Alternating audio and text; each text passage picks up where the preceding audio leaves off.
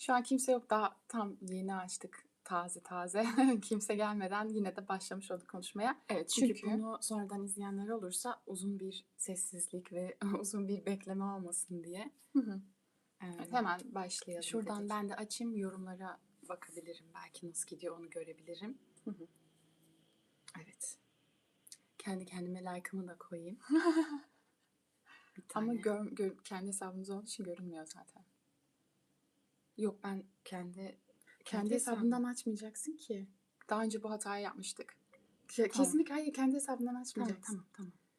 Çünkü daha önce Evet, öyle bir şeyler olmuştu. yorumlarda hani düzenleyebilmek için Hı hı. yorumları kendi hesabımızdan açmamız lazım. Yoksa Tamam. kendi kendimize görülmemek üzere engelliyoruz kötü yorum gelirse. diye. Evet.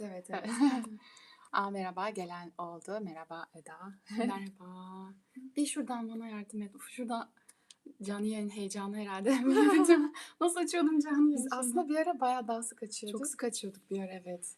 Tamam, şimdi hakikaten gözükmüyor şu an, Dur. değil Ay, mi? yok bak. Şuradan. Evet. Tamam. Buradan da yorumlara bakabiliriz. Hı hı. Oradan da bakabiliriz de şimdi buraya tıklarız falan, zaten Evet. yeni güzel oturttuk oraya, devrilir. Evet. O şeylere girmeyelim diye. Tamam. Merhaba, Dilara da gelmiş. Şimdi düzgün güzel bir açılış tekrar yapalım. Hı hı. Herkese merhaba, gelenler hoş geldiniz. Hı hı. Ben Öykü. Ben Övgü. Ve bayramınız da kutlu Aa, olsun. evet, iyi bayramlar. bayramlar. Nasıl geçiyor bayramınız? Evet, 4. gününde böyle Hı hı. bir hem dizi ertesinde Evet. bu sefer sadece Taşacak bu Deniz Evet, hakkında konuşalım. sadece. Daha öncekilerde başka dizilerden konuşmuştuk, Hı hı. neler izliyoruz, tavsiyelerimiz falan, daha böyle genel bir dizi sohbetiydi. Hı hı. Bunda sadece Taşacak bu bu deniz. deniz. Dünkü bölüm ve aslında önceki bölümlerden de biraz hani işte Evet, şurası güzeldi, olabilir, evet. düne güzel hazırlık yapıldı gibi şeyler konuşabiliriz yani. Evet, güzel olabilir. İnsanların da yeğenlerin fikirlerini falan Evet. alabiliriz. Hı hı. Güzel olur. Hı hı. Çok teşekkür ederiz. İyi bayramlar Evet. tekrardan gelenlere de. Selamlar. Hoş geldiniz. Ben hemen başlayalım mı? Gelenlerle beraber, yoksa bekleyelim mi? Başlayalım ya. Bence de başlayalım. Başlayalım. Bence de. Hemen geldiğiniz için de çok teşekkür ederiz bu arada. Evet. Şimdi ben şeyle başlayacağım. Sabah direkt reytinglere baktım. Sanki benim neyimse ya, tam fanlık yapıyorum şu an. Evet, değil mi? Bizi ilgilendiren bir durum yok aslında Evet, ama. ama bilmiyorum, ben de yani takip ettiğim bir dizinin iyi bir reyting almasını istiyorsun ya, devam etsin diye. Onun için de Hı hı. baktım, reytingler tabii ki de her kademede birinci. Çünkü Hı tek hı. dizi de oydu. Yani Evet, başka değil bir mi? dizi de Bütün yoktu. diziler bayram tatili yaptı. Evet, hatta ya bayramda verilen tek dizi de olabilir, değil mi? Ben öyle biliyorum. Olabilir. Ama normal seviyelerin altında, yani 19, Hı hı. 11 öyle bir şeyler. Hı hı. Ben şaşırdım ama diğer bir yandan da bayramda da daha fazla da olmaz yani. İnsanlar tatile gitti, Ben ailelerinin yanına gittiler. Ama ben dün izlerken şunu düşündüm. Hiç bunu düşünen oldum başka, bilmiyorum. Şimdi mesela bayramda aile ziyaretleri vesaire, işte topluca televizyon izleme falan oluyor mu mesela? İlk defa gittiği evde veya işte misafirlikte televizyon açıkken ilk defa Taşacak bu Deniz'i izleyip denk geldiği sahne, mesela öğrendiği, Eleni'nin her şeyi öğrendiği Ama sahne bence olması. eğer böyle samimi bir ailedeyse şey çok komik. Oturuyorsunuz mesela, merhaba siz nasılsınız falan gibi. Ondan sonra orada mesela Esme ile Ellen'in kavuşma sahnesi bence çok duygusal. Biz ağladık yani. Ağladık aynen. Orada mesela yabancı gibi, hani böyle çok da samimi olmadığın insanlarla beraber ağlıyorsun falan. Bence çok komik olurdu. Ama işte dizi izlemiyorsa o ağlamayı yaşar mı? Ee, O anlık. Bence çok etkiliydi. Bak, bence gerçekten izlemeyen bile etkilenirdi. Ve çok iyiydi ya. Bence de çok Ava iyiydi. çok güzel ağlıyor. Evet, hepsi çok duygusal Yani hep şeydi. dizilerde ağlasın inşallah. Evet, değil mi? Evet. Gerçekte ağlamasın. Öyle deyince de çünkü kötü hissettim. Evet. Önceki bölümde de öyle. Kaç bölümdür ağlıyor onu düşündüm. Hep 3 bölümdür Eleni'nin ağlamasını izliyoruz. Çok zorlanmıştır, oynaması çok zordur Ama diye işte düşünüyorum. sana Bir zor de geliyor da belki ona zor gelmiyordur. tabii oyunculuk yani. Bir de şey gibi, artık böyle bölümün bir noktası, hepsi aynı anda çekilmiyordur herhalde, bilmiyorum. Çekim takvimine şimdi şey yapmıyorum da, böyle artık ağlamaktan hani gözleri kızardı, burnu Sesi değişti, değil sesi mi? değişti Evet. falan, böyle gerçekten ağlamış gibi de hissediyorsun da yani. Evet. İyi de çok güzel Evet. bence. Şimdi nasıl bir Ben şeyden aslında başlayalım? not aldığım kağıdı getirdim mi acaba? Benim de çünkü Evet, getirmişim. güzel. Not almam iyi olmuş çünkü benim de konuşmak istediğim noktalar vardı. Çünkü insan unutuyor. Unutuyor, Böyle evet. hani aklına geliyor orada mesela izlerken bu çok güzel olmuş, şurası şöyle olmuş diyorsun ama Hı hı. not alınca Hı hı. aklında kalıyor. Tam bir şey bizdeki ineklikle devam ediyor.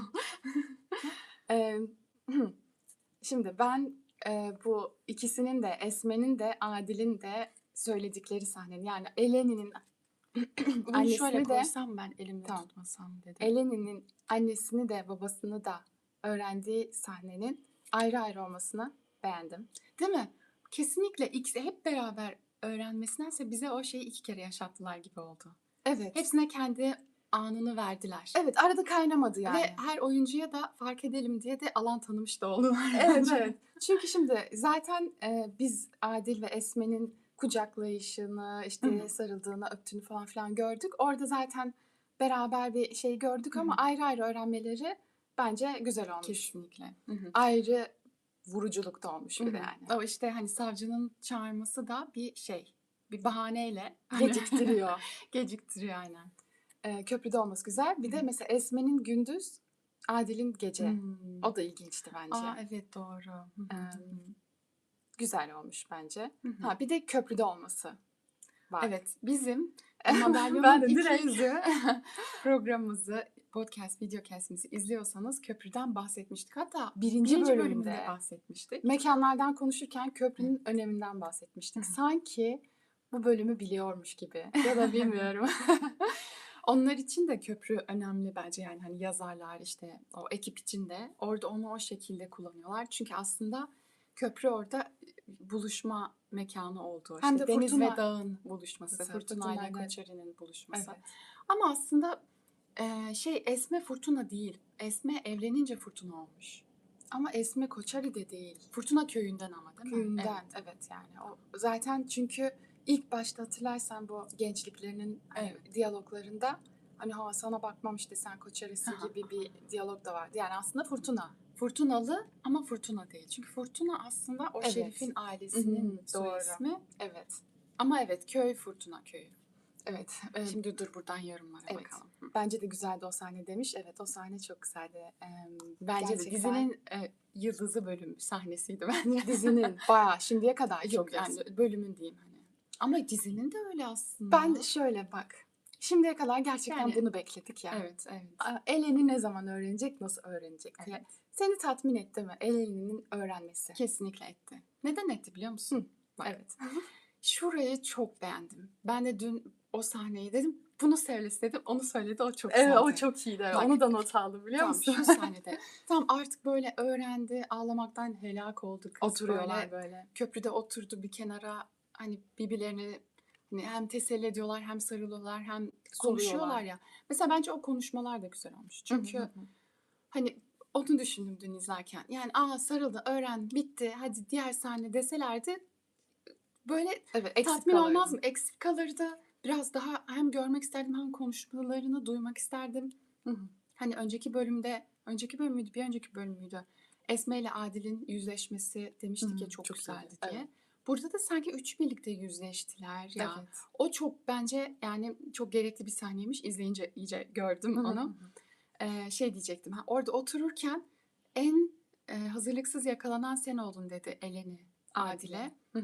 Çünkü ben umuyordum dedi durdu. Dedim Esme de biliyordu. Onu bildiğini biliyor Sen mu dedim. biliyordun dese dedi. Dedim tam onun üstüne sen de biliyordun dedi. O bence çok güzeldi. Çünkü bence bilmiyorum siz de öyle düşünüyor muydunuz? Yani Eleni'nin çözmüş olmasını bekliyorduk biz. Çünkü Eleni Evet. çok zeki, çok da gözlemliyordu. İpuçları Özellikle topluyor. onu anlamış olduğunu tahmin ediyorduk. Yani onu bize vermeleri de iyi oldu. Yani aslında anlamış yani. Evet anlamış ama yine de şey de çok Kanıt güzeldi. arıyordu hani.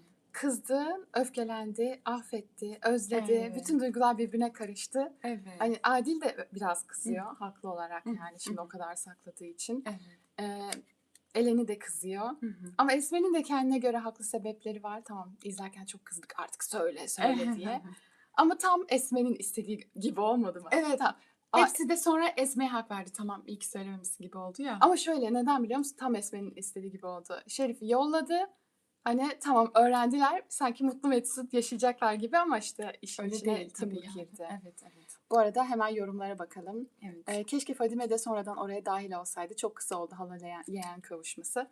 Bence de. Bence de öyle. Ama Acaba şöyle sonraki bölümde böyle bir anları olur mu? bence olur. Şimdi bak şöyle oraya gelmemesi bence iyi. Çünkü o üçlü an tam öğrendiler falan ya, o Hı. köprüdeki o ağlayıp falan. Hı. Oralarda Fadime olmaması Ama iyi. en sona eklenmesini ben çok sevdim. Ben de. En sonunda gelmesi de çok iyi. Evet, çok güzel oldu. Böyle o da onların aslında o da çok küçük bir çocuk, yalnız büyümüş. Hani sanki o da onların hani çocuğu değil tabii de o aileye dahil biri gibi oldu. O Evet, da bence öyle çok zaten. evet yani ama hani şey olarak hani biz artık üçümüzüz Değil. gibi Evet. değil de hani Fadime de orada. Güzel Ben oldu. zaten dizinin başından beri hep Fadime ile Eleni daha çok zaman geçirsin deyip duruyorum. Evet, evet. Konuşacak çok şeyimiz var dedi Eleni. Belki Evet. ama şimdi gelecek dönem, ya gelecek bölüm şöyle gibi hissediyorum. Tam bir Harry Potter Evet. 7. kitap. Evet, Hani Harry Potter bilenler varsa okuyanlar, izleyenler. Harry Potter'ın 7. kitabını ikiye böldüler ya. Hı. Hani filmde 7. film, 8. film oldu. 7. film daha sakin. Biraz daha beraber İz sürme İz sürme, işte Harry, Hermione, Ron'un beraber zaman geçirdiği, ve çatışmaları, daha böyle sevgileri, o arkadaşlıkları. daha sakin bir dinamikte görüyorduk. Ondan sonra ikinci filmde bir epik bir şeyler oldu. İşte Hogwarts falan filan.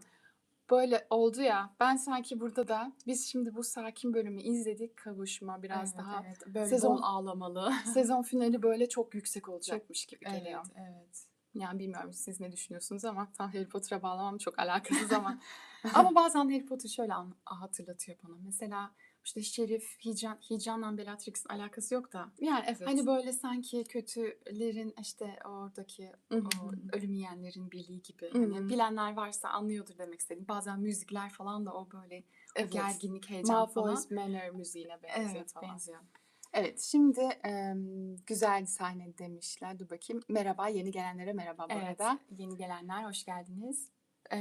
Yani anlaşılıyor mudur bilmiyorum. Taşacak bu deniz. Çünkü burada yazı falan yok ya. Ben Şeyde koydum şey aslında. olsa, Ha, orada gözüküyor mu o şey zaman? yani Katılırken görüyorlar katılırken diyorsun. görüyorlardır diye düşünüyorum. Tamam. Acaba görmüyorlar. Açıklamaya yazdım. Başlığa yazmadım. Tüh neyse sonra değiştiririm onu.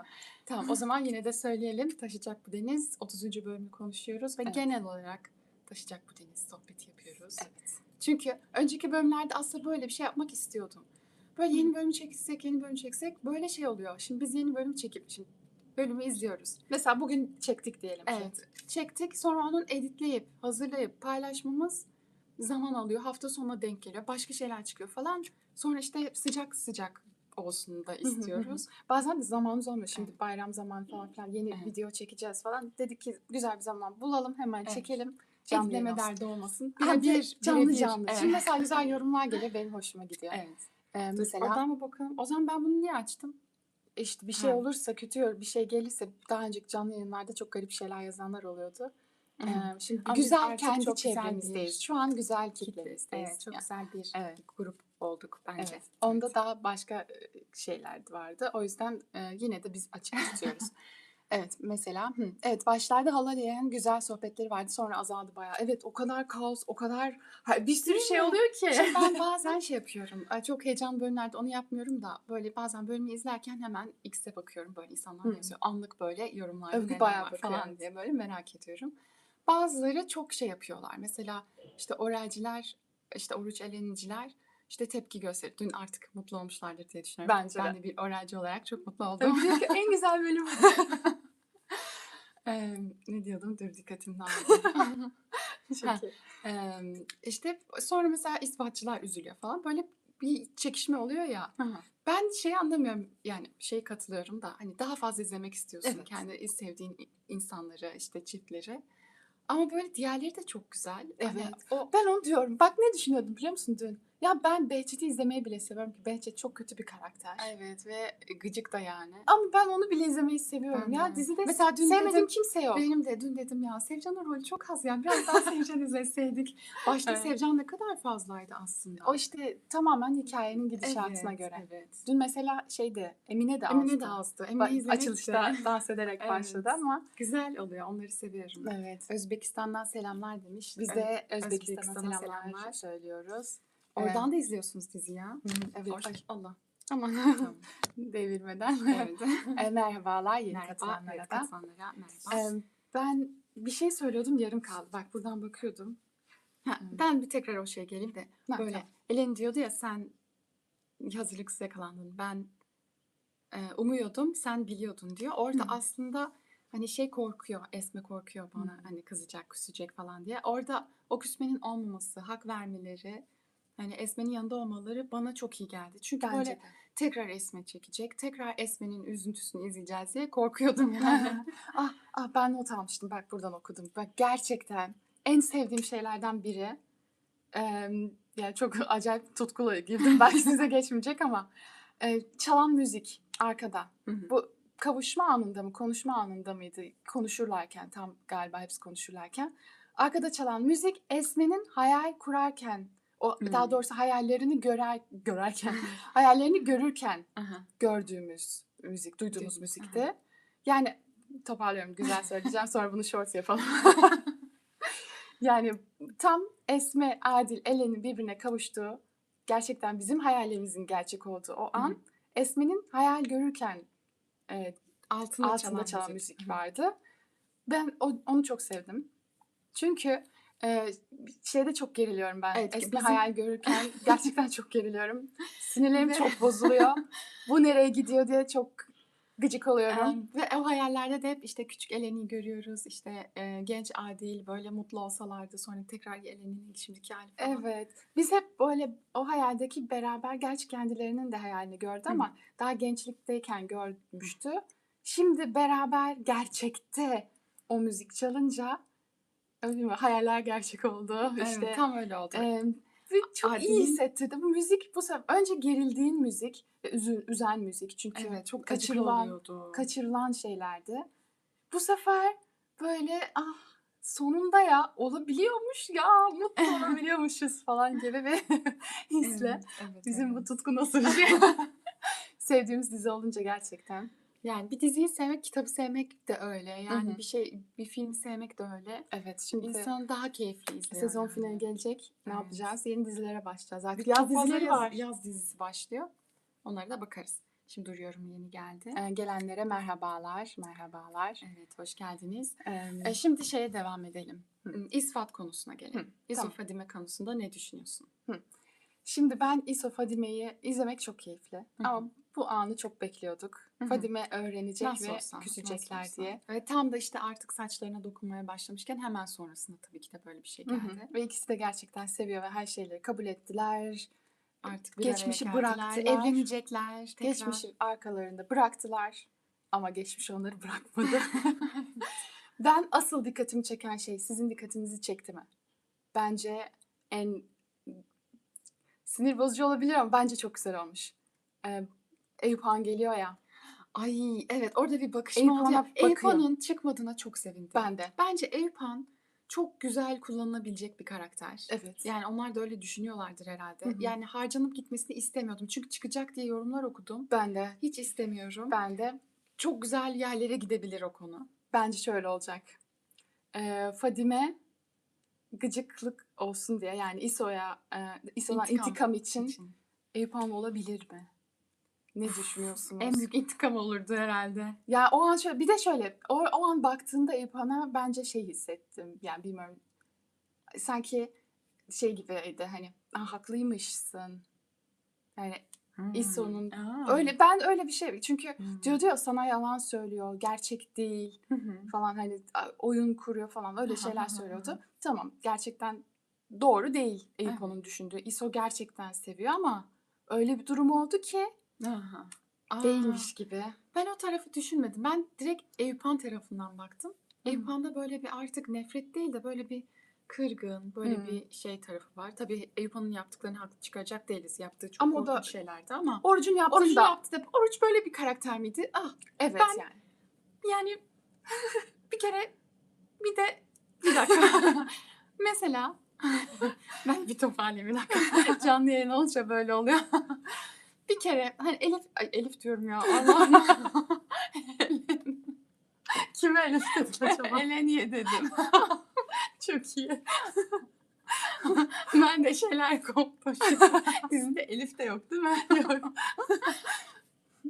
Evet, toparlanalım. Evet. Eleni dedi ya, Ben burada bir doktora aşık oldum. Ben orada şey diyecek zannettim. Sen de doktorluğa geri dön artık falan Bu diyecek sefer zannettim. tutmadı. Olmadı. Yani çünkü yani Oruç'un bence hani doktorluğu bırakıp Hı artık hı. reis olup Hı hı. işte adam dövüp hesap kesmesini ben sevmedim. Yani Oruç çünkü Evet, bunlara işte karışmamak için doktor evet olmuş hayat zaten. kurtaran, doktorluk yapan, ailesinin o pis işleriyle ilgilenmeyen bir insanken içine çekildi. Hani evet tamam içindeysen içine çekilirsin ama hani Oruç'u o şekilde görmek Hı hı, istiyordum hı hı. ben. Ben niye bu kadar heyecanla buraya girdim? Bir şey bağlayacaktım. Unuttum ya. Konu bir de Eyüphan'dı. Eyüphan'dan Fadime'ydi. Ha, Eyüphan'a yaptığı da Ha, Oruç'un. Yani evet. ben orada çok kızdım. Çünkü evet tamam bir şey için yapmış gibi yaptılar. Hani benim İso'yu kurtarmak için gibi. İso'yu kurtarmak için işte Eleni ile Fadime'ye yaptıklarından dolayı ceza vermek için ama Bırak cezayı sen ver. Sen yani adil misin falan. bir de Adil'in ceza kesmesine de gıcık oluyordum. yani böyle Bu da bölüm Adil güzeldi, iyiydi. evet tamam şimdi onlara da geleceğiz de yani Oruç'un böyle bir şey yapmasına önceki bölümlerde bunları konuşmamıştık. Burada konuşacağım. Yani Eyüphan'a böyle hesap kesmesine sinir oluyorum. Eyüphan ne kadar hak ediyor da olsa bırak başkası yapsın. Yani Gezep yaptığı zaman bile kızıyordum ki Gezep de hani deli bir karakter olarak o yapsa yapar diyorsun. Ama Oruç böyle bir insan değildi. Dur şimdi. Yani evet, bence de. Yorumlara bakalım. Evet bakalım. Okuyorum ha, Hı okuyayım mı? hı. Fırtınalıların iki yüzlü insanlar olduğunu gördüm. Oruç Eleni'ye sana kötülük yapan annem olsa bile affetmem demişti. Ama şimdi güvenli yere kaçırmak istiyor. O zaman o sözü vermeyecektin Oruç Fırtına. Güvenli yere kaçırmak istediği Zarife mi? Şirin bence. Zarife değil. Ben öyle anladım. Ben hiç hatırlamıyorum ben nasıl izledim. Bu böyle hani şöyle uzakta tutuyorlardı hani bilmiyoruz gibi davranıyorlardı Evet, evet, ya. evet, evet. Orada ben onu Şirin diye anladım Zarife ama Zarife'yi de korur ki. Öyle. Bence ikisini de korur. İkisini de korur. Ama şimdi yani Oruç zaten yaptığı her şeyi, bütün o işte neydi o?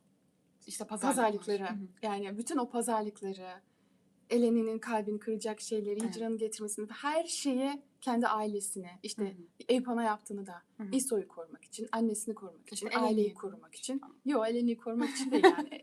Onun pahasına yani. Hep Evet, onun için yaptı yani. O yüzden Eleni'ye yapılanların intikamını almak için. Ama yok yo, Eyüphan'a İso için hayır, yaptı değil mi? tamamen hayır. Eyüphan'a da İso'yu kurtarmak için Adil öğrenecekti.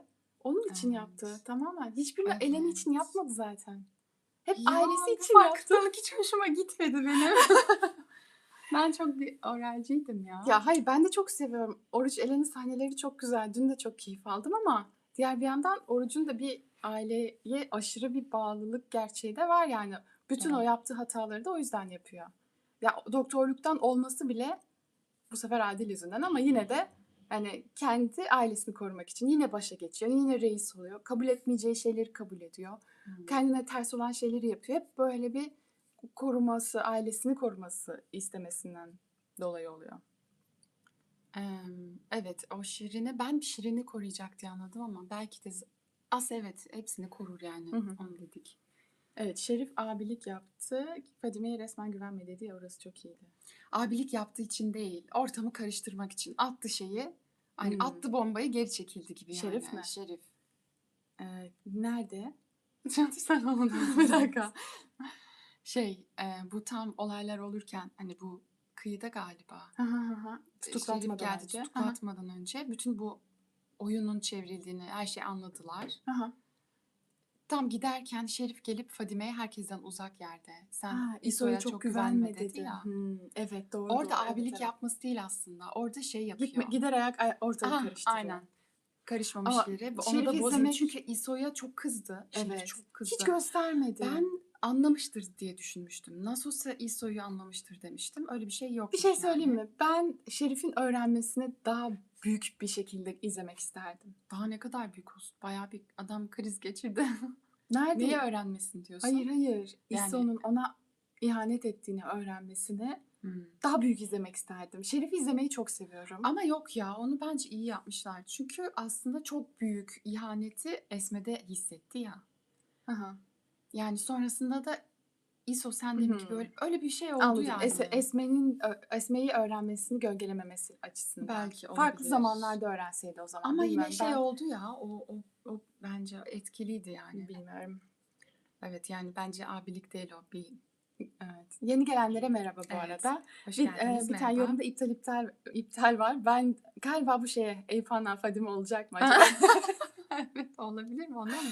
Bence ona o sırada Olabilir. gelmiş Ben olabilir. şöyle, şimdi sen onu düşünüyorsun ama bu dizide hiçbir şey bizim beklediğimiz gibi gitmediği için bence Gitmiyor. büyük ihtimalle öyle olmaz. Ama en azından Fadime Eyüphan'a daha farklı bakmaya başladı. Ama şöyle bir şeyler olabilir bak.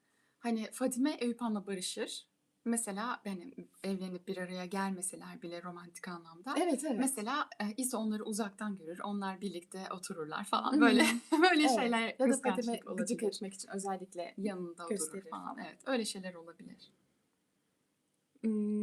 Ezel dizisinin üstüne tanımam demiş. Evet, Ezel Evet, Ezel dizisi de efsane efsanelerden dizilerden biri. biridir. Bir gün Çok sert bir dizi aslında Ezel. bir gün Yani onu da konuşabiliriz Hı ama hı, evet, yani başarılı dizilerden biri. Ona bir lafım yok. evet. Ve onu düşünüyordum. Mesela bak bu dizide de şimdi biz bu Madalyonun İki Yüzü programımızı YouTube'da podcast, videocast'imizi izliyorsanız Hı hı. biliyorsunuzdur. İlk bölümde ben şey demiştim. İlk bölümü izleyince bunu hissetmiştim ki biz Ezel'de mi diyorsun? yok e, Ezel'e bağlayacağım. Ha, ha, Yani tamam. bu Taşacak Bu Denizi Ha, ha. konuştuğumuzda biz 4 bölüm izledikten sonra birinci bölümü çekmiştik bizim programın. Hmm.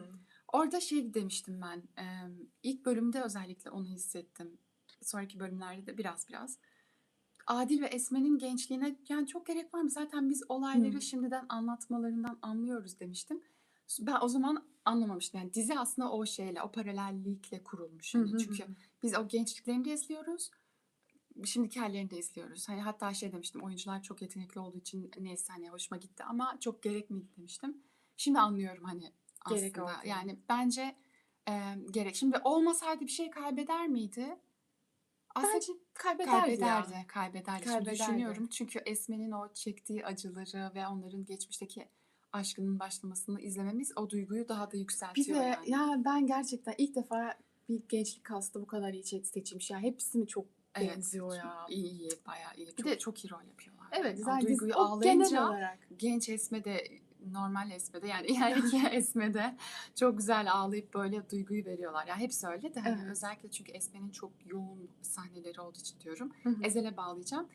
Geçen şey düşünüyordum yani aslında böyle diziler var böyle hani geçmişle paralel böyle Hı. geçmişteki halleriyle beraber. Hani Hı. bazı dizilerde olur ya bir flashback verir, bir çocukluk katar. Ne Ama gerek öyle çok vardı dersin ya da mesela mesela değil mi? çok büyük bir Evet. şey değildir. Hani ne gerek vardı dersin, gerek yoktur. Doldurmak için yapmıştır falan ama mesela Ezel de öyle. Geçmişteki halleriyle Ya mesela bize büyüyen bir dizi öğretilirken yani. mesela dizilerde flashbacklerin yani Flashback iyi olmadığı, evet, zorunlu olmadıkça kullanmayın gibi o tip şeyler öğretilmişti ki evet, bence gerçekten hikayeye hizmet ettiği zamanı bulmak önemli evet. yazarken yani. Aynen. Evet, bakalım. Evet. Dur bakayım. Galiba kardeşi için ne kadar ileri gidebileceğini göstermek için de. Evet, ISO için çok ileri gidebildi ya. Hmm, evet. Evet yani onu da anlıyorum Ya ya. işte tamamen Sonuçta çok aslında şey bir Oruç'un hani hikaye, sert bir hikaye olduğu için de. evet bir de Oruç'un yani karakterini de göstermiş oluyor. Ne kadar aileye Evet. bağlı olduğunu ve ne kadar Evet, evet. hani nelerden Aa bak biri vazgeçebileceğini. daha. Ben de hala doktorluğa dönmesini bekliyorum. O sahnede ben de onu bekledim. Ya döndürsünler ikinci sezon lütfen artık Lütfen. doktor olsun yani. Evet, bence de. O emek boşa mı gitsin yani? Hem Evet. de böyle ne bileyim Evet ama yani şey çok Fırtına'nın komikti ya. doktoru. Şu an çok alakasız olacak önceki bölümden ama yani Esme'nin kurşunu çıkarması. Ya Ama bu böyle Türk orada doktorlar ağlıyor. evet. Bu bir Türk dizisi klasiğidir. Evet. Bir Önce vururlar klişedir. sonra çıkarırlar. Mesela Hercai'de Hercai'de de de olmuştu. öyleydi. İzlediyseniz Hercai de öyleydi. Yani şeyde de öyleydi. Onu diyordum. Uzak şehirde ama uzak şehirde en azından kadın Kadın doktor. doktor. Evet. Yani başka bir yerlerde daha Var vardı var ya. var. Evet orası biraz Yani şeydi. Yani her ne kadar yani Esme Adil en bir azından de kurtuldu falan çok seviniyoruz ama sevindik ama mesela orada şu da çok birazcık saçma oldu. Yani şimdi ne? gerçekten hani evet heyecan çok doruktaydı da Adil'in işte vurulduktan sonra suyun altında kaybolduktan sonra ne ara o Aa, çıktı ama ben oraya orayı kimse çok sevdim. görmedi.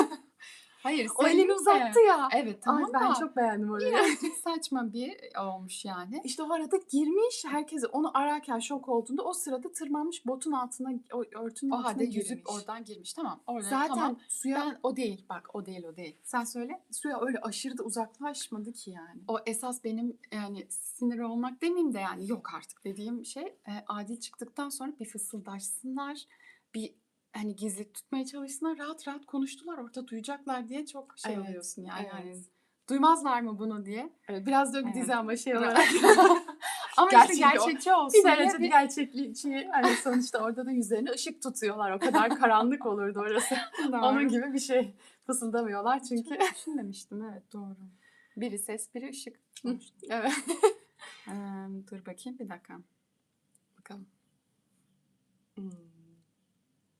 Gelenlere merhabalar bu Evet, yeni arada. gelenlere hoş geldiniz. Fatih'in Esme'ye yardım etmesi ve sonra gitmesine sebep ne acaba? Ya Fatih iyi miymiş yani? Evet, evet. Yani ama şimdi kötü mü gelecek?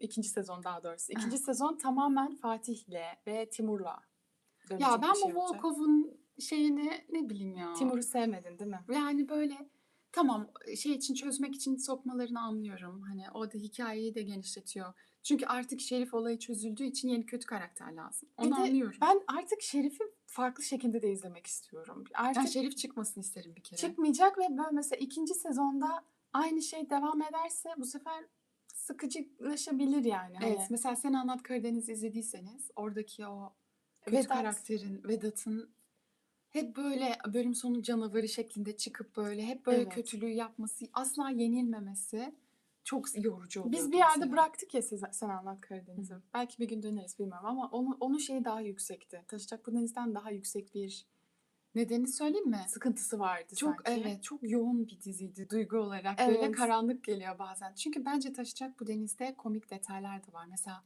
kötü karakter bile olsalar Zarife'ye gülüyorsun mesela. Çok kötü, çok kızıyorsun da hani Evet. gülerek izliyorsun yani. Ya da mesela Sevcan mesela. İsfad var, Orel var, bir Evet. sürü aşk var falan. Öyle bir Daha hafifletiyor Hı yani. hı. Daha izlemesi daha kolay oluyor. Ağır da olsa.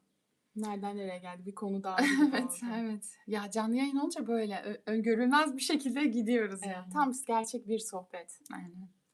Ha, Fatih diyorduk. Bakalım Fatih ne olacak? Hı hı. Hangi oyuncu girecek? Çok Hmm, merakla bekliyorum. ben de.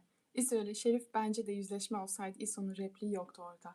Yani Evet ben orada aslında. büyük bir şey bekledim. Ben daha ya orada olmasa bile ben İso ilk başta bu oyuna dahil olduğunda hep Şerif öğrenince çok büyük bir şeyler olacakmış gibi bekledim ve birazcık o konuda Ama acaba ama işte Esme'den dolayı büyük bir şey yaşadı ya acaba geride kalmasın diye herhalde. şöyle bir şey düşünüyor olabilirler mi? Mesela İso'nun da bizim şu an bilmediğimiz bir yanı var. Belki çifte ajan. Belki O de yüzden Şerif bunu biliyor. belki böyle bir şey şu an düşündüm. Evet. Olabilir. Belki o yüzden öyle bir yüzleşme, o duygu şeyini görmedik. Belki de. O da Plot mesela twist işte. bir sonraki bölümde ortaya çıkacak. Yatı Bu gelecekse. tutarsa var ya bu fikri bilmiyorum. Dur bakayım. Ha, kıyıda değil benzinlikte. Evet evet benzinlikte kıyıda değil. Benzinlikte söylüyordu şeyi. İso'ya abilik yaptı Evet, evet, dedikleri. Yani evet. abilik değil de İso değil de bir dakika hepsi karıştı. Şerif. Şerif Fadime'ye İso'ya dikkat et dedi. Evet benzinlikte. Evet doğru. Eyüphan ve Fadime için iptal dedim ama Hı. arkadaş olup İso'yu belki kıskandırabilir ama Eyüphan'ı haklı bulmasın lütfen. Yani bilmiyorum Tabii şey ki olarak haklı haklı bulması bulamaz sonuçta. yaptığı Eyüphan'ın anda yaptığı çok. da kabul edilebilir bir şey değil yani gerçekten Oruç'un yaptığından daha kötü bir şey. Çok Bir de daha kötü aslında bir şey. şöyle bir şey var. Ama yani en azından hani bir şey mi biliyordu. Çok hiç düşünmeden tamamen Eyüphan'ı hani sildi ve hani her şeye ceza verilmesi falan okey oldu. Tamam. Okey Gerçi de olabilir. Haklı yani haklıdır de. yani, evet. Ama yine de hani daha farklı baktı. Böyle bir uzun baktı ya. Ben orada dedim ki yani acaba bu bir şeyin habercisi mi? Yani sonuçta İsa'nın en sevmediği insanı. Evet. Bir şeyler gelecek Bence oradan. de Bir gelecek. şeyler gelecek. Gelecek bence de. Gençlik hallerini çok seviyorum demiş. Ben de seviyorum. Yani ben ya işte o sonra biraz daha ilerledikçe ilk başladıktan sonra diziye hani şeyler devam ettikçe bölümler ne kadar gerekli olduğunu anladım. Bir de çok güzel rol yapıyorlar. Çok tatlılar. O yüzden ben de sevdim. Şimdi bak Özellikle mesela Esme Adil için dedim ama diğerleri de çok iyi oturmuş yani evet. bence. Gezebin mesela İlve'nin İlve de gençlikleri de yani evet, iyi. evet. Ben şimdi mesela Şerif'in falan da öyle böyle. Şerif de mesela. öyle evet. Ben ilk başta Şerif'le ya olmuş mu diyordum da şu an gerçekten çok iyi olduğunu düşünüyorum Şerif'in gençliğinin. O işte tip olarak belki şey değil de oyunculuğuyla, Yok, o tip beden olarak da diliyle çok güzel benziyor. oturup Yan şey yana yapıyor. koymuşlardı bir tane. Sizin Instagram'da mı gördüm böyle? Bütün hepsinin gençlikleriyle. Onu gördüm. Ay Evet. hepsi benziyor. Çok Evet. güzel seçmişler. Ama ben başka bir Öyle şey mi söyleyecektim. aradılar acaba? Fotoğrafını kesip böyle Ben aradıklarını böyle yanına koydular. kas Kaşı direktörüyle benziyor mu? konuşalım. Burnu benziyor mu diye. Ben bir şey söylüyordum, unuttum ya. Neyse. Ha, gençliklerini şimdi her şey ortaya çıktı ya, mesela herkes öğrenci gibi oldu falan sırrı. Gençliklerinin artık neyi anlatacak, ne olacak falan diye düşünüyorum ama şimdi bunun işin içinde Fatih var. Fatih gelecek, Fatih'in de gençliği gelecek bu arada. Evet. Bakalım kimler oynayacak. Bir de biz tabii hikayenin orasında onlar çocuk olduğu için İsoy ve Oruç'un şeylerini görüyoruz. Çocukluk hallerini. Evet. Onlarla ilgili bir şey daha fazla gelmez diye düşünüyorum yani. Bence gelebilir. Mesela İso'nun gençliği geldi. Hani yine gelebilir bir şeyler. Ay, gençlikleri onlarınki artık çocukluk oluyor. Evet, Çünkü işte kendileri çocukluk. genç. Ya ama öbürleri de genç. Öbürleri Öyle de deme. genç. Evet. Gerçekten öyle. Bakayım. Gençlik halleri flashback olarak çok iyi ama onun dışındaki eski bölümleri çok flashback gösteriyorlar. Evet. Evet. Ya Şimdi- özellikle bu şey vardı ya, Nico'nun konuştuğu. Evet. Test sonucu sahnesini sonucu 50.000 kez izledik. ezberledik yani. Orayı da bence şey de yapıyorlar. Bu bir tane televizyon dizisi olarak. Ay, aman işte içeri gittim geldim işte yok konuştuğum çayımı içtim çayımı demlerken kaçırdığım nokta olmasın. Herkes aynı sayfada buluşsun gibi bir şey. Çünkü yani Evet. ben mesela sevdiğim bir dizi ise full izliyorum ama mesela bazı dizileri arkada oynarken ben işimi yapıyorum, gidiyorum, geliyorum. Öyle izlediğim diziler de var Evet. yani. O yüzden de belki hani kaçırmayalım. Herkes anlasın. Evet. Bir de Biraz da sonuçta boşluk dolduralım. 2 Dizi bölüm saat. uzasın. O tip şey için olabilir Evet. ama ben de katılıyorum. Gençlik halleri, bunu Onu okuduk, tamam evet. okuduk. Şerif diziden çıkmadan nasıl devam edecek? Hapisten yine çıkması da sürekli hapisten çıkması da sürekli gir çık gibi olacak. Bence hapisten çıksın ya. Ben Şerif'i izlemeyi çok seviyorum. Bak, Ben de. şöyle bir şey var. Bir yandan istediğim şey şu. Esma Adil, Elen'i mutlu mesut yaşasınlar. İso'yu affetsin Fadime. Oruç da bir şekilde kendini affettirsin. Böyle mutlu bir günlük dizi Herkes seyredelim. herkes mutlu mesut yaşasın. İşte suçlular cezasını çeksin. Tamam, bunu istiyoruz ama Evet. dizi olarak düşünelim. Evet.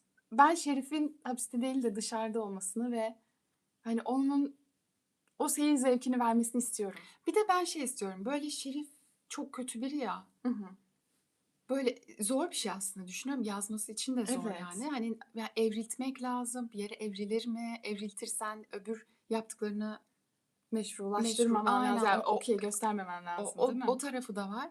Ama diğer bir yandan mesela Şerif'in dönüşümünü görmek de isteyebilirdim. Ama işte kötü insanlar dönüşmeli mi, dönüşür mü, dönüşmez mi Bence falan. Şerif'in Zor bir dönüşümünü hikaye ne bence bileyim yani. artık o kadar Ama kötülükler yapmış ki o çıkmaz. kötü biri yani. Evet. Onun bilmiyorum nasıl olacak. Ama Ama aynı şey bak. Bak sen söyle, aklıma bir ben şey başka geldi. yere götürecektim. Ya Şerif'le ilgili ama dizinin hikayesiyle ilgili bir şey. Sen söyle. Benimki Şerif'le alakalı değil. Ama o zaman hemen söyleyeyim. Aha. Mesela Gökhan'la İlvi olacak diyorlar. Gökhan da çok kötü biri. Ama o her denilen çıkmıyor. Ya Eyüphan Evet, diziden doğru. çıktı diyorlardı. Evet, Çıkmamış. doğru. Her yazılana inanmamak lazım. Çünkü bazen insanlar bir de kimler yazıyor onları yani. Hı-hı. Sadece hani televizyon başında fikir yürüten insanlar yazıyor. Biz onun hani kim olduğunu bilmiyoruz. Evet. Ve acaba bir şey mi biliyor diyerek Evet. Doğru. okuyoruz bazen yorumları. Her okunan şey olmuyor da ben şunu diyecektim. Şimdi bu hani doğum günü meselesi vardı ya. Hani doğum gününde aslında Şerif Esme ile İstanbul'daydı. Hani Elin'in doğum günü tarihi aynı zamanda Adil'in babasının ölüm tarihiydi ya. Hı-hı. O zaman Şerif öldürmedi mi gibi bir mesele ortaya çıkmıştı ya. Onu kapattılar. Evet. Yani O aslında başka bir Şerif şey. Evet. öldürmüş ya. Şimdi mesela acaba yazarlar fikir mi değiştirdi? Bir. İki, ya bu da iyice Şerif'i iyice bir kötü yere koyuyor. Yani bu kesin bir şey düşündükleri için bu sahneyi böyle koydular ve Evet. o bir yere bağlanacak yani ama orada hem şaşırdık hem de şaşırmadık. Evet. Ben dediğini anlıyorum. Sen şey bekliyorsun. Yani o Ya zaman aslında o bir şey yapmamış. başka biri başka biri varmış manipüle etmiş. ki bu hala Şerif hala kötü Zarife sonuçta bal yaptı. manipüle etmiş aslında. Yine evet bütün kötülüklerin ortası olarak ama Şerif de hala kötü. Evet kötü. Bakalım. Ömer Koçeri'yi Fatih ile İso'ya vurdurtmuş olsa, dur bakayım, Ömer Koçeri'yi Fatih ile İso'ya vurdur. Şerif, çünkü Şerif manipülasyon biri bize Şerif'i vurduğunu göster. Evet. Yalan da söylüyor olabilir Şerif. Hiç öyle düşünmedim. Evet. Ben nasıl hemen inandım? Evet. Doğru. Doğru. Kimse görmedi dedi bir de. Şahit de yok. Bir de Zarife'ye söyle. Zarife buna yaptırtmış, bu yapmamış da olabilir. Evet. Olabilir. Gel işte bak işte. Olabilir. Soru işaretleri. Evet, evet, Evet. evet. Çok Em, doğru. Çok doğru. Alakasız bir soru gelmiş. Amerika'da okuduktan sonra hangi mesleğe başladınız ya da şu an ne yapıyorsunuz? Ne iş yapıyorsunuz? Bir gün aslında bir soru cevap da yapabiliriz ama Olur. hemen kısaca şey yapalım. Direkt akademiden devam ettik. Şu anda akademisi yani öğretim görevlisiyiz diyebiliriz. Üniversitede yani. Sonra Devam. bugün bu konularla ilgili bir video da yapabiliriz yani Evet. isterseniz. Hı hı. Yeni gelenlere merhaba bu arada. Evet, hoş geldiniz. Yine ben devam ediyorum. Eda çok güzel sohbete katılıyor. Çok geçiştirmiş gibi olmadık değil mi? Hani böyle akademisyenlikle ilgili şeyi noktayı. Yo ben ya dizi konuşuyoruz diye yoksa Evet, yani hatta diye çünkü madalyonun iki yüzünü de hani akademik bakış açısı diyoruz hem Hı hı. dizi seyirci bakış açısı diyoruz. O bu yüzden dayanağımız diyoruz. var yani hani o açıdan diyoruz. Evet, zaten işte doktoramızda da işte tez yazarken de daha kendi araştırmalarımızda Hı. da hep böyle makaleleri okurken falan filan o bir altyapı Oluyor. olduğu için de Evet. onu da böyle biz de hani paylaşmak Paylaşmak istedik istedik. dizilerle bağlayarak Evet, dizi nasıl deyip farklı geçmeyeceksin. nasıl farklı bakılıyor onları da göstermek Hı. istedik. Bir de şeyi çok seviyorum. Bak onu not almamışım şu an aklıma geldi. Yani aslında dizilerin çok büyük bir gücü var. Hı hı, hı hı. Ve Evet değil mi? Dün bölümde farklı konuştuk onu. kültürleri tanıtıyor. Yabancılar da çok izliyor. Bir soft power denilen bir tarafı var yani. Kendimizi de ülkeyi, kültürü, insanları, şarkıları bir sürü şeyi de tanıtıyoruz da aslında yurt dışındakilere, izleyen herkese. O Bu açıdan sadece bir kere tanıtmak değil de mesela Türk dizisi izleyicileri bunlara devamlı olarak çok hani fazla mesela Türkçe öğrenen varmış. evet kültürünü hayran olan var. Hı İşte hı. gelip ben bile gördüm. Bir gün o çayı içeceğiz, bir gün o kahvaltıyı edeceğiz Evet, diye evet, diyen evet. konuşan Ben de çok yabancıları görüyorum. gördüm. O hayranlık uyanıyor mesela Hı hı. yabancılarda. Bunun da çok fazla akademide de, araştırmalarda da yansıması var. Hı hı. Ben de bunu çok heyecan verici buluyorum. İzlerken de bunu çok heyecanlanarak izliyorum. Nasıldır? İnsanlar nasıl düşündü? Acaba bunun etkisi ne? diye. Evet. Ya da mesela bazen oluyor bence. Özellikle şimdi daha da farkındayız ama eski diziler zamanında bunlar satılacağı bilinerek yapılmış diziler değildi ya da yurt dışında karşılığı olur diye yapılmış diziler değildi de hani öyle oldu. Hani onun zamanındaki yazım ve şimdiki yazım hani Evet. acaba farklı mı? O Evet. şeyde ilginç bir konu. Evet. Bunları başka bir yerde başka bir şekilde konuşabiliriz eğer ilginizi çekiyorsa. Başka bir yerde derken yine bu kanalda. Evet. Ama başka videoda şimdi.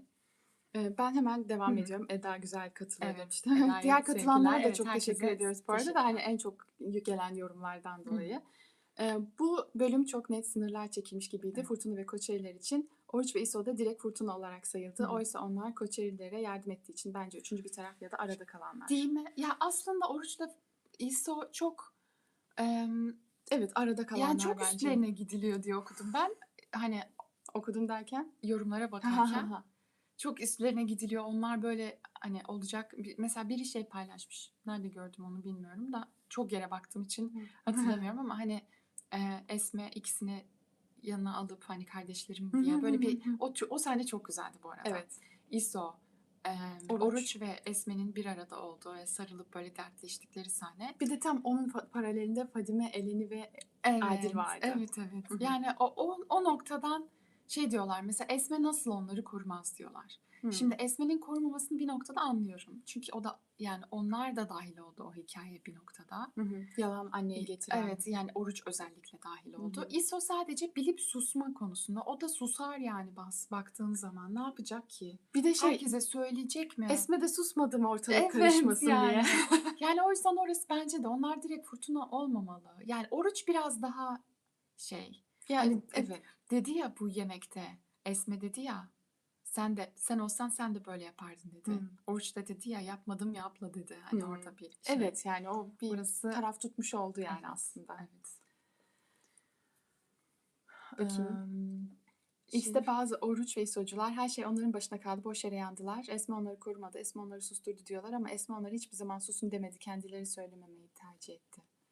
Yani evet onu tam hatırlamıyorum. Esme susun demedi değil mi? Onlar zaten susardı ama. Onlar susardı. Zaten söylemezdi. Kendileri de yanacak çünkü yani. Adil'den de korkuyorlardı biraz. Evet. Onun da etkisi var.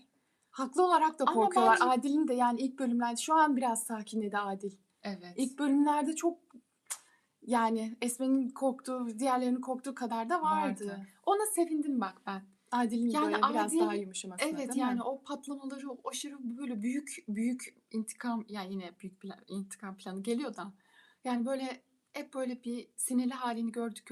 Burada aslında yumuşadı ya. Evet. En azından birazcık, belki bilmiyorum. Evet ben de. O iyi oldu yani. Hep aynı Adil'i görmüyoruz da farklı yanlarını da görüyoruz. Bak şu yorumu atladın. Evet. Şerif ama nasıl öğrendi? Ömer Koçer'in Esme'nin Çocuğunu öğrendiğini. Evet. Fatih mi söyledi acaba? O zaman Fatih hem Esme'ye yardım etti hem Şerif'e. Bence İso da öyle, biliyor musun? Olabilir mi? Ya of ya. İso'yu kötü yapmasınlar. Ama mesela İso öyle biriyken Fadime'ye aşık olmuş biri. Yani Fadime'ye olan aşkının gerçekliğini hepimiz biliyoruz. Orada bir yanlışlık yok yani. O yüzden Evet. yani çifte ajan bile olsa o bir gerçek yani. Ama evet, o hikayeyi ilk defa öğreniyoruz. Ömer yani biliyormuş. Neydi? Fatih çocuğu Ömer'e söylerken olaylar olmuş falan. O bir yere gidecek. Zarife Belli yani. duymuştur belki de. Zarif her şeyin içinden Zarife çıkabilir bence. Kesin. Ama evet orada bir şeyler var. Esme kendi başına Eleni'yi öğrenmeseydi Oruç ve İso hiçbir zaman söylemeyecekti Esme'ye. Evet. Ve Oruç hala yüzsüz gibi Eleni'ye söylemeyip annesini savunuyor resmen. Dizinin paşacıları diziyi düzgün izlemiyor. Dur bakayım, savundu mu annesini? Nerede savundu? Ben Annesini işte korumak istediği annesi bence. Şirin'i ve annesini hani korumalı bir yere alacağım dediği. Tam bilmiyorum. Ben olarak şunu bir açığa kavuşturan, ben hatırlamıyorum. Hatırlayan yazsın. Oruç annesinin bütün, yani tabii ki de annesinin yaptığı masum bir şey değil de gibi biliyor. Değil mi? Yani bütün kötülükleri aslında Şerif yapmış.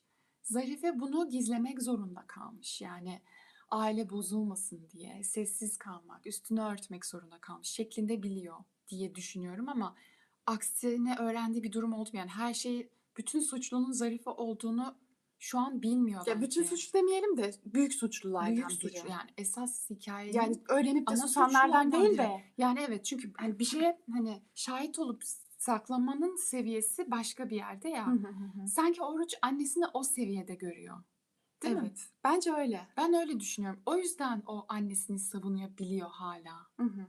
Yoksa yani çünkü Şerif yaptı, Şerif sattı. Evet. Hani ben ne yapabilirim ki gibi noktadaydı. Bir de çok güzel manipüle edebiliyor ya Zarife. Yani o yüzden yani Orucu haklı çıkarmak gibi olmasın da hala değil. Dün çok sinir olduğum noktalar oldu yani hani orada. Bence mesela Esme dediği şeyde de hani Evet. ben yapmadım dedi. Aslında neler yaptı Oruç, nelere vesile oldu. İşte anne getirmesi hicranı falan filan biliyoruz zaten hepimiz. Burada olanların hepsinin bildiği şeyler bunlar. Evet yani ona katılıyorum ama sanki bilmiyorum. Yani orada bir hakkı varmış derken hani farklı biliyor yani bazı sanki şeyleri. yazarlar onu o şekilde belli bir noktaya koymuş mudur diye düşünüyorum. Korumak için, Oruç'un sebepleri. Affedilebilir kalsın diye. Olabilir. Yani susmaları kendi tercihleri, çoğunlukla Esme'ye sürekli söyleyelim diye yalvarmıyorlardı bence de. Yani evet bence de sonuçta Evet. onlar da söylemek istemiyordu. Söylemek istemezler Oruç ki. kaç kere ya Eleni Ya evet. o kadar güzel durumlar oldu ki Oruç'un söylemesi için. Mesela Oruç bak, hiçbirinde söylemedi. Bence yine dizinin en güzel sahnelerinden Hatta biri. ben dün dedim ki dün söyleyecek gidiyorum dedi. Hala söylemiyor Oruç ya. Of bu Esme'ye kızıyorduk ya söyle artık söyle diye. Evet. Ama Esme'nin işte sebebi başkaydı. Evet ama Orucunki artık o kötü şeye doğru gidiyor. Eleni artık gidiyorum diyor. Dünyanın öbür ucuna gidiyorum diyor. Bana getirdiğin anneden dolayı diyor. Evet. Ay bir kere bile ağzını açıp da ama ben bir şey söyleyeceğim. Düşündüğün gibi değil. Şu an söyleyemem ama öyle değil falan de bari. Eleni'nin o dönüp de ağladığı o hayal kırıklığının sebebi de o işte zaten bence. Çünkü çok fazla denedi. Birkaç bölüm öncesinde o köprüde hani Oruç'a keşke Esme ile Adil annem babam olsaydı diyordu ya, orası çok duygusal bir sahneydi bence. Mesela o noktada söyleseydi, yani söylesin diye çok çabalıyor ya, senden duyayım sen söyle diye. Onu ısrarla söylememesi böyle Oruç'u iyice bir Evet, Hani suçlu hale evet, getiriyor. çok getiriyor yani şimdi. O yüzden Em, ikinci sezon evet, aralarının düzelmesi için çok fazla şey aynen. olması Yeniden lazım. aşık olacaklar. Evet. Bir de şey diyecektim. Ben o sahneyi çok sevdim. Şimdi bu biz hep bahsettik 8. bölüm diye. 8. bölüm bence dizinin en güzel Aa, bölümlerden ondan biriydi. çok fazla paralellik Evet, vardı. fark ettiniz mi bilmiyorum. Evet. 8. bölümde ne olmuştu hemen bir hatırlayayım. Bununla ilgili Modern 200'ünde konuşmuştuk. 2 ayrı bölümde konuştuğumuz için de ekstra 8 diye aklımda kaldı. Bu Adil ve Esme'nin hani Hicran'ı annesi zannettikten sonra artık ben gidiyorum diyordu ya Eleni. Orada veda ettiği bölüm. Yani çok duygusal bir bölümdü. İşte Oruç'la da vedalaşıyordu. Bu nasip konuşmasının olduğu bölüm. Ondan sonra işte havalimanında sarılışıp ağlaşıyorlardı. Of, çok acıklıydı. Esme ile Adile, Esme değil ile mi? Adil'le. Orada da mesela ilk yani Oruç'la vedalaşma sahnesinde yine saçı topuzdu. Bence onu düşünerek yapmışlar. Dün yine saçı Olabilir. topuzdu Eleni'nin. Orada yine o merdiven etrafında bir işte vedalaşma. Bir de 8. bölümde şöyle oluyordu. Eleni Oruç'la vedalaştıktan sonra yukarı çıkıyor. Adil orada onu bekliyor. Sarılıp teselli ediyordu. Orada ağlıyordu. Yine Oruç'tan ayrılacak diye ağlıyordu. Tabii o Evet. zaman bilmiyor yalanları. Bir tek Sevcan'ın yalan olduğunu Evet. düşünüyordu. Evet. Ama işte orada Adil onu teselli ediyordu. Ben şunu çok beğendim. Fark eden olmuş mudur bu paralelliği bilmiyorum. Bu sefer yine Oruç'la vedalaştı.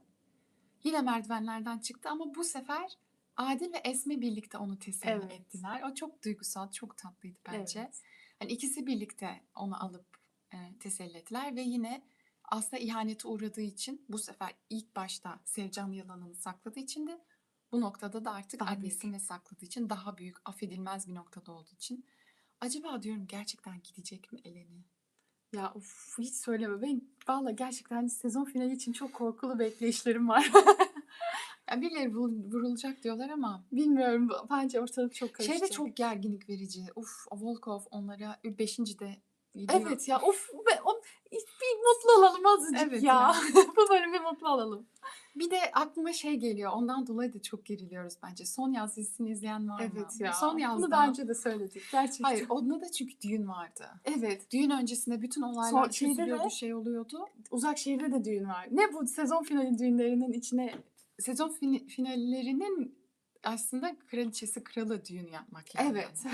Ama yani birçok dizide var. Bir bölümümüz bak Madalyonun 200'ünün bir bölümünü onun üzerine konuşabiliriz. Sezon Evet. finalleri Evet üzerine. öyle olabilir. Evet. Bu noktada ya Son Yaz'ı izlediyseniz şimdi spoiler vermeyeyim de bir Ama düğün bak vardı bu ve o spoiler düğün verilir. Nedenini söyleyeyim mi? bilin izleyin. Travmadan kurtulun. Bilin izleyin. Ama yine de söyleyeyim yani ben spoiler almayı da vermeyi de sevmem. Orada işte o düğün vardı. Çok her şey, herkes çok mutlu, harika gidiyor derken öyle bir sonla bitirdiler ki Evet çok kötü. gerçekten alt üst olmuştum. Yine öyle bir şey olur diye korkuyoruz bence. Bence de. Ama yok burada hiç kimse çıkmayacak bence. Lütfen. Ben Kast'ı çok seviyorum. Hiçbirini de gözden çıkaramam. Bakalım başka yukarıda bunu okuduk. Evet. Tamamını da okuduk. Fadime İso'ya haksızlık etti diyorlar ama hiçbir insan kendisine yalan söyleyen bir insanı direkt affetmez. Tabii ki de tavır koyacak. Kesinlikle. Yani evet. Bence Bir de. de çok güvendi ya İso'ya. İso da çok öyle bir profil çizdi ki. Mükemmel eş profilini çizdi. Evet. Şimdi bilip saklaması tabii ki de yaralar. Bir de kaç Yani. kere sordu benden sakladığın bir şey var mı? Birbirimizin arasında yalan olmasın falan diye de konuştular. Evet. Fadime de biliyor mu acaba aşkının gerçekliğini yoksa ondan da mı şüphe duyuyor? Bence Anlayamadım. ondan da şüphe duyuyor. Bence de duyuyor. İşte mesele o zaten. Ama biz biliyoruz diyorsun. Evet biz biliyoruz. Esme her seferinde Şerif hapse girsin öyle deriz diyor ya her seferinde. Evet öyle diyordu. Öyle, yani belki Oruç'la Erdem diyecektim. İso'nun saklamasında belki payı vardır Esme'nin de. Tam da artık kim neden saklıyor onu da bilmiyoruz ama herkes bir şeyler sakladı yani. Yani evet. Kendilerince haklılar. Sonuçta Ay, onu bir de biliyoruz aile yani. sırrı oldu artık. O yüzden de onlar da saklar yani. Ama işte nelere mal oluyor. Bak Şerif çocuk satma fikri annene aitti demişti Oruç ve İso'ya. Yani bizzat onun fikri diye de biliyorlar. Yani Oruç orayı hala unutmuşum Oruç bak. yani gerçekten Oruç'un da gerçekten çok kızdığım tarafları var. Evet bak ben o noktayı unutmuşum doğru. Elini o ihaneti yaşayıp da ağlıyordu ya. Mesela Evet. sarılıyorlardı ya o Evet. teknede. Ama aslında orada üzülüyordu, ağlıyordu evet. Eleni. Haklı yani, kız haklı. Azerbaycan'dan selamlar, selamlar. Bizden de selamlar. Evet, aşırı klişe ama sezon finali düğün ve orada olaylar olması. Evet. Evet, klişe. Çalışıyor mu? Çalışıyor. O yüzden klişe zaten. Evet. Ama mesela burada düğün olacak. Şimdi Esme ve Adil'in düğünü mü olacak? Ya bilmiyorum, ben hiçbirine bir Bir şey şey olsun söyleyeceğim. Hem istemiyorum. Esme Adil evlenecek hem de İso ile Fadime evlenecek. Herhalde düşündüğümüz hani Fadime Acaba Esme ile İso'yu Adil hiç evlenmeyecekler mi? Ya bir tanesi olmayacak bence, bence ikisi beraber olmayacak. evlenmeyecekler mi? Şimdi İso ile Fadime evlenecek. Hani bence İso'ya oyun yapıyor Fadime. Onu hani nikahta bırakacak mı acaba? Evet, bu çok konuşuldu. Bilmiyorum ki. Olabilir. Yani Esme Adil bilmiyorum. düğünü bence demişler. Ya da düğün olur ama evlenmeye vakit kalmadan hani Evet. evet demeden Olaylar onlar. olacak. Olaylar Yani olacak. sadece Hani sadece düğün herkesin bir kalır. arada olması için işte düğün o yüzden Evet. güzel ya. Hani. Evet. Tam bir Bütün sezon finali cast konusu. bir arada Hı diye. hı. Sezon finalinde Oruç ya da İso vurulacak diyorlar. Ya Hmm. onlar çok Olsun. vuruldu. Vurulmayan kim kaldı? Eleni kaldı vurulmayan. dur Eleni'ye bir şey olmasın, yazık Eleni şimdi. çok çekti ya. Bence de artık Evet. Elene'ye bir şey olmasın. Ben şey bile düşündüm. Eleni gider gerçekten yıllar sonra, yıllar geçer, hikaye öyle devam eder falan ama bir şey yapmazlar herhalde. Herhalde yapmazlar. Çok şey değişir, gelirse falan. O da üzücü olur ya, öyle olmasın. Ya birazcık mutlu olmak istiyorum Tekrar dizide. Oruç tekrar Sevcan oluyormuş. Hayır, bence Timur'un çocukları bir olaya dahil olacak. Onu Hmm, biliyoruz. Evet doğru. Onlar Ama kim nasıl olacak? olacak onu bilmiyorum. Fadime Evet. çünkü nikahta bırakır. Evet, yani bunu söylüyorlar. Nikahta bırakır mı Fadime? Bırakır yani. O intikam için zaten söyledi evlenelim diye. O belli. Bir gıcıklık yapmak, Ya bir ama şey nikahta yapacak yani. bırakınca o bir intikam oluyor mu ya? Oluyor ya Özgü, oluyor. Kalbini kırıyor, insanlara karşı rezil etmiş oluyor, bir sürü şey. Evet değil mi? Beklentisinin Eleni de karşılığını araba vermemiş kazası oluyor. yaptı. Evet, Herkes zaten bir şey söyleyeyim. başına Herkes gelmeyen bir şey kalmadı yani. herkese bir şey oldu yani. Oldu. Ama yani hani evet, kaçırıldı, daha yeni kaçırdı. Eleni bir sürü Evet. şey Ya oldu. bölümlerdir o kaçırılmanın Yorgunluğu. şeyini çekti yani. Evet. Artık. Peki sizce kim vurulur demiş. Biz bunu dün konuştuk işte. Eleni demiştik ama olmasını Çünkü hani istemiyorum. aynen. Hani vurulmayan o diye. Çünkü ama o da vurulmadı doğru. İso, Oruç vurulmadı. Değil mi? Vuruldu Oruç mu? zehirlendi. Zehirlendi. İso da, Kaçırıldı. İso da evet, İso. tetiklendi. Evet. Ayağımların altında. Bir de kaza mı? Yok. Şöyle bir şey daha oldu. Evet. Ama olaylar Ya neler aslında olmuş mantıken neler. işte üstünden çok zaman geçmiş. Oruç ve İso'ya bir şey olması daha mantıklı. Ya ama şöyle şimdi bak, öyle bir Çünkü şey artık olacak ki. Adil kaçıncı vuruluşu. Yani Esme de evet. öyle. Bence Esme'ye de bir şey olmasın artık. Bence Bir onlar olmayacak. şüpheleniyorduk falan ya. Yok Yani onlar Eleni değil gidecek bence. mi gerçekten, Harvard'a gidecek mi falan filan, öyle bir şey olmasını istemiyorum. Eleni'nin gitmesini, yani yaz boyunca oradaymış ya da işte arada zaman, onu bile istemiyorum. Eleni artık burada, tamam mı? İşte Yani bilmiyorum. Esme ile Adil de mutlu olsunlar, tamam, o da cepte. Tamam, benim isteğimi söylüyorum. Ama izleyici olarak isteğim. Yazar olarak çok farklıdır. Çünkü yazarken bir sürü şey düşünmek zorundasın. Yeni Evet. dinamikler katmak Tabii, zorundasın tabii. falan. Yazar olarak değil. Tamamen izleyici olarak düşünüyorum. Esme, Adil, Eleni mutlu olsun, gerisi tamam. Karışsın, onları da çözeriz bir şekilde, tamam mı? Yani tabii ben şey de istiyorum yani İso Fadime de bir arada mutlu Yok olsunlar. onlar Oruç'la zaten Eleni. mutsuzlar şu an. Onları bir şekilde çözeriz. Ben öyle düşünüyorum. Evet Eleni de araba kazası yaptı. Onu Evet, şey Oruç yaptı. Taşköprü'de vuruldu. Doğru. Vuruldu değil mi? Evet. Hatta Eleni. Unutmuşum nasıl Evet. unuttum ya? Doğru. O kadar çok olay oldu ki. Evet ama işte üstünden zaman geçtiği için bir vurulan tekrar vuruluyor. Bak Esme 2 kere vuruldu değil mi? İlk bölümde Adil Şeyde, vuruldu. Adil. Zaten Adil olmayan kalmadı. Ölüm tehdidi Adil'e yönelik tekrar Adil öldürülmek amacıyla vurulmaz. Sanki Eleni'yi hedef alması mantıklı. Evet, onun için Mantıklı. zaten Eleni diye düşünmüştük. Evet ama Eleni de yani zaten yeni kurtuldu. Tekrar vurulması... Vurulursa gidemez ama falan. Evet. Ben çünkü ne oldu biliyor musun? Dün dedi ya Oruç'a, ben gidiyorum diye. Dedik ki Gerçekten gidiyor gidecek. mu Evet acaba? Saklıyor mu? henüz Adil'e ve Esme'ye söylememiş ama kafasında böyle bir planı yapıyor olabilir. Ha tamam artık Adil'le Esme bir arada. Artık onlar mutlu oldu. Ben kendime bakayım gibi bir şey der mi? Diyebilir yani. Ama bilmiyorum, demeyebilir yani sonuçta. Evet ama önüne biri geçer gibi. Bu sefer de önüne Oruç geçsin. Evet. Tamam ancak böyle affedebiliriz. Kendinden böyle vazgeçmesi. Bence güzel oldu bunu. Tamam. Evet. Evet.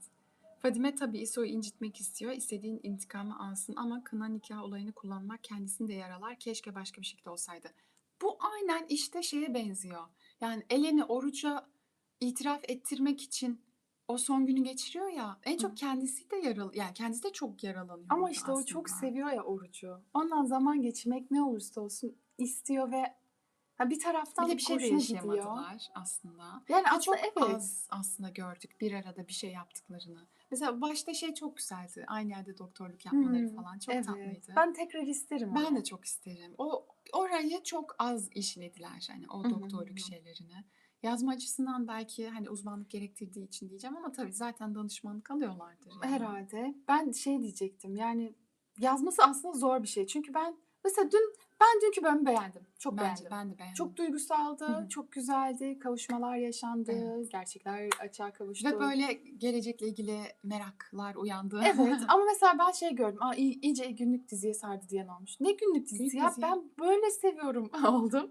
Ha biraz Ya daha mutlu olay olduğu için olay mi? olmadı Ben de çok böyle fazla. seviyorum. Çok fazla olay olmadı ve biraz daha mutlu ve hani bir şeylerin çözüldüğü bölümdü diye. İşte zevk meselesi. Ben de böyle Ben seviyorum. çok beğendim yani gerçekten. Hatta şey dedim. Benim için Esme'nin hayal görmediği sahne bölüm güzel bir bölüm yani. Evet. İnşallah o artık kapanmıştır. O Evet. defteri kapatalım lütfen Evet artık. o defter Hani kapansın. şeydi, stresten de kavuştular, Evet, bitti, bitti. artık. Pek Bu de arada sanmıyorum ama Fadime'nin gerçekten İso'ya bütün bu intikam olaylarını yaparken Fadime de incinecek tabii ki de. tabii zaten Bence şu de. an bitti ya Bitti. Fadime. Evet. Çok üzgün Çok yani. üzgün. Evet. O da çok güzel bu arada ağlıyor ama Evet. o da hiç gerçekten hep dizide ağlasın. Bir İso şey. vurulursa Fadime daha mı kolay affeder? Acaba çünkü İso bir oruç bir İso diyorlar. Hangisine inanacağımızı Belki şaşır. ikisi de falan. Bilmiyorum. Hmm. Fadime öyle kolay affetmez ya. Fadime'nin işi var bak. Neden biliyor musun? Fadime'nin hemen affetmemesi hikaye açısından daha iyi. Çünkü Hmm. Eyüp onu da falan da bir şekilde kullanalım yani şu an. Hı Eyüp hı. onun rolü çok azaldı. Bir Evet. şekilde bir şeyler olsun yani. Bence o İso da biraz acı çeksin ya. Hep Evet. Fadime mi çekecek? Değil mi? O yüzden bence ben Evet. oyumu oruçtan yana kullanıyorum. Bir de Oruç'un şeyini görmemiz lazım bence. O artık kendinden vazgeçip Eleni için. Çünkü hep Eleni'den vazgeçip ailesi için bir şeyler yaptı ya. Evet Hani kendinden de hiç kendinden vazgeçti yok. Hep artık işte kendinden günaha da evet. girdi, yeminler etti ya, kendi hassas noktası o. Evet. Yemin edip sonra tövbeler ediyordu ama aslında hani cehennemlik oldum diye onun şeyini yaşıyordu ya. Evet. Kendinden vazgeçti ama e, biraz da hani hep ailesini tuttu ya. Şimdi bu sefer Eleni'yi Hmm. koruyması Evet. öyle bir affedebilmemiz için bir sebep olur. Evet. Kına nikah gibi özel bir olayı intikam için kullanmalarını sevemedim. Sonuçta kına hiç yakmadılar ve biz de bekliyorduk yani bu anları özel ve mutlu yaşamalarını isterdik. Evet, ben de. Ben de öyle. Ben dün de öyle oldum. Yani ne güzel mutlu bir şekilde bir kavuştular. Niye Timur'un o tehdidi girdi diye de bir düşündüm Evet, ya. yani Bir huzursuzluk. mesela bak şimdi şeyle karşılaştırıyorum. Çok farklı diziler ama mesela biz şimdi tekrar aramızda kalsın izliyoruz. Hı hı. Orada mesela mutlu sahneler hep mutlu ve böyle bir şey karışmıyor. Ve Artık böyle içimden böyle oh be tam bir aile oley dizisi duygusu yani. çıkıyor. Evet, Ben o duyguyu mesela gerçek olmayan bir şey. evet, Gerçek olmayan bir aile. evet. Tamamen hikaye. Bir insanı nasıl bu kadar mutlu edebilir? Ben burada da öyle olsun istiyorum. Hep böyle bir tehlike. Hep böyle bir tamam İşte hikaye bir de şöyle bir şey var. Şimdi reyting savaşı var. Evet.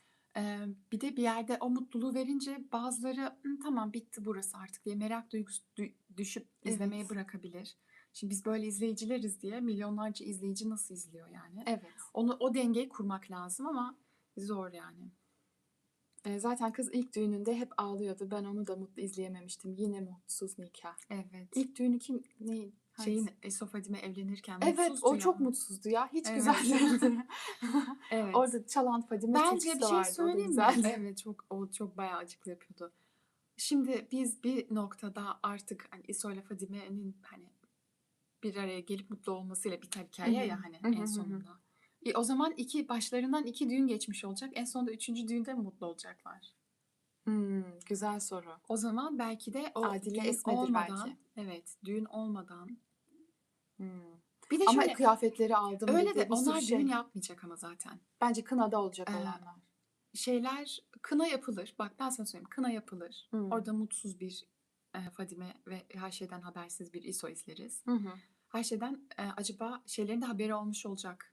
Oyun yaptığından tabii ki de Esma, Adil ve Eleni'nin haberi olacak. Sadece onların olur. Evet. Kınayı izleriz ama onlar zaten düğün yapmayacaklar. Ben şey diye anladım. Sadece nikah olacak. Çünkü Nikah bir dedi bölümde dini nikah zaten. Düğün yapmayacaklar bence. evet zaten 2 bölüm yani bir bölümde 2 düğün olmaz yani. Evet, Eleni evet. ile Adil'le Eleniyle. Eleni'yle onu da görür müyüz değil mi? Bence ikinci sezonda öyle bir şey olsun. Aa ne güzel olur. Tamam neyse. Eleniyle oruç Evet. değil mi? Ama böyle küs ve intikam için yine bir Yine bir olaylar klişe. falan. Evet en klişe. Dur. Tamam, evet, artık bayağı 1 saati geçti ya. Evet nasıl şey yaptıysak dur. Yani yine de yeni gelenlere Evet selamlar. selamlar. Doktorluktan vazgeçti. O da kendisiyle ilgili oruç. Evet. Evet.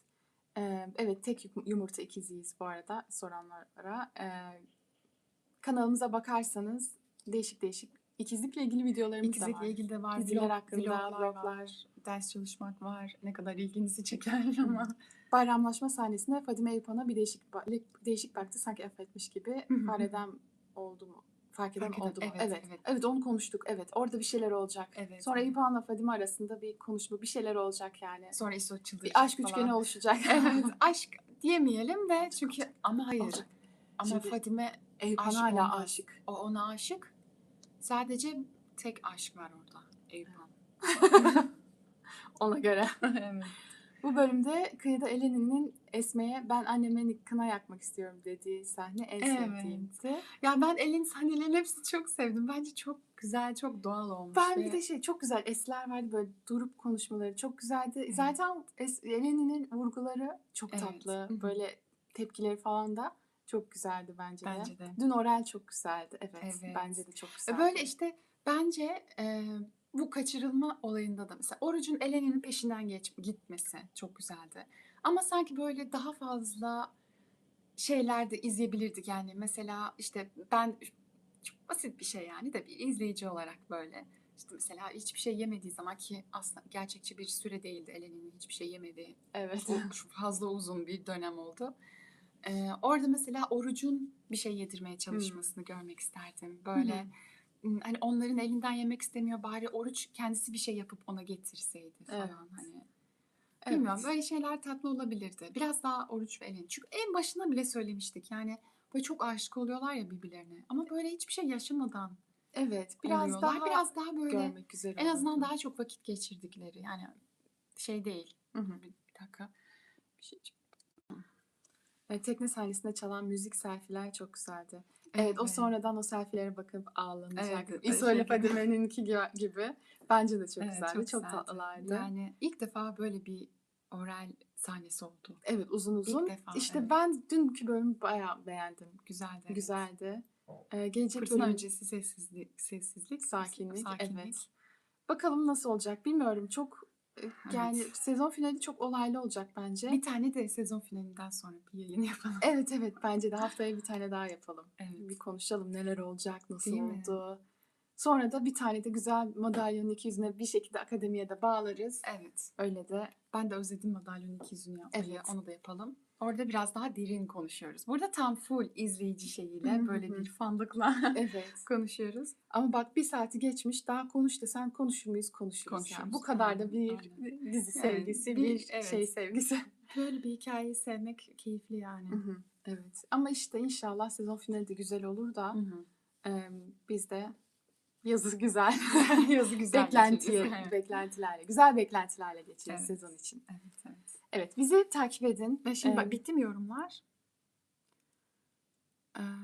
Magazin olayını görmedik. Erdem Şan gazeteciyi sinirlendi. Hiç görmedim ben.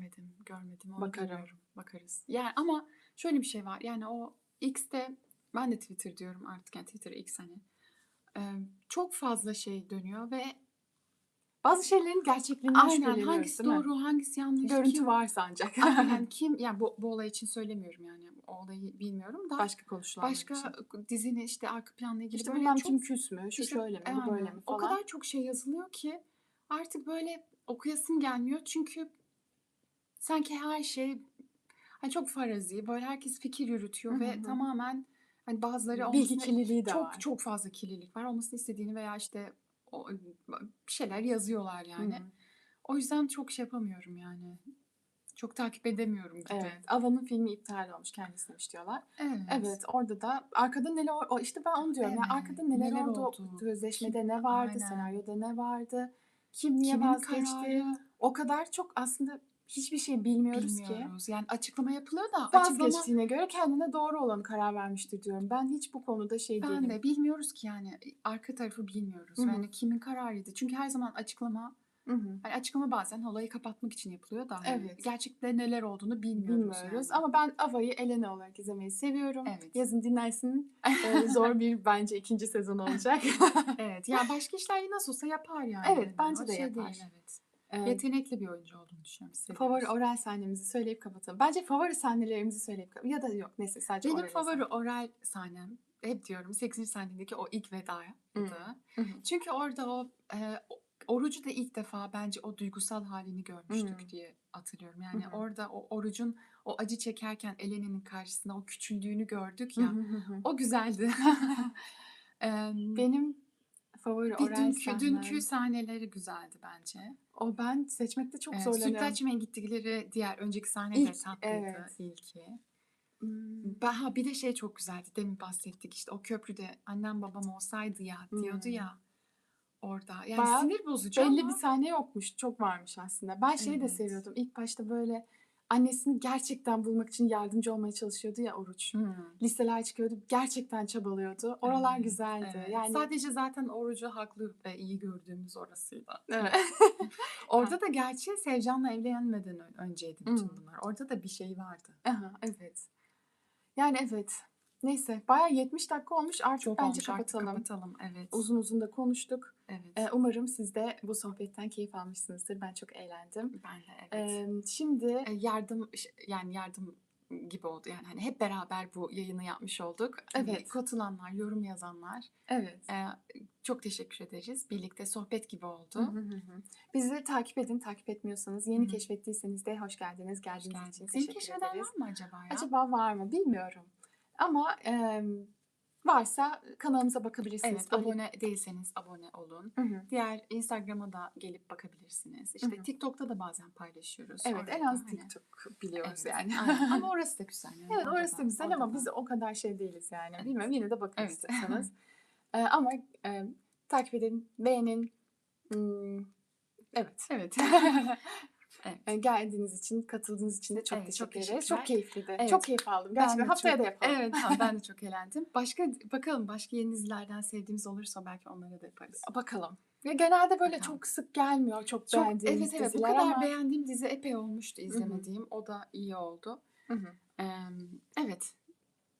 Evet, o zaman kapatalım. Kapatalım. Tekrar teşekkür ederiz. Kaçıncı kapanışı yapıyoruz. Evet, tekrar yapalım. Önümüzdeki hafta inşallah biz yine topluluk kısmından duyururuz. Evet. Onun için abone değilseniz abone olun ki siz de hani hem de haberdar olun. Sonraki bölümlerde, yayınlarda görüşmek üzere. Hoşça kalın. Bir dakika.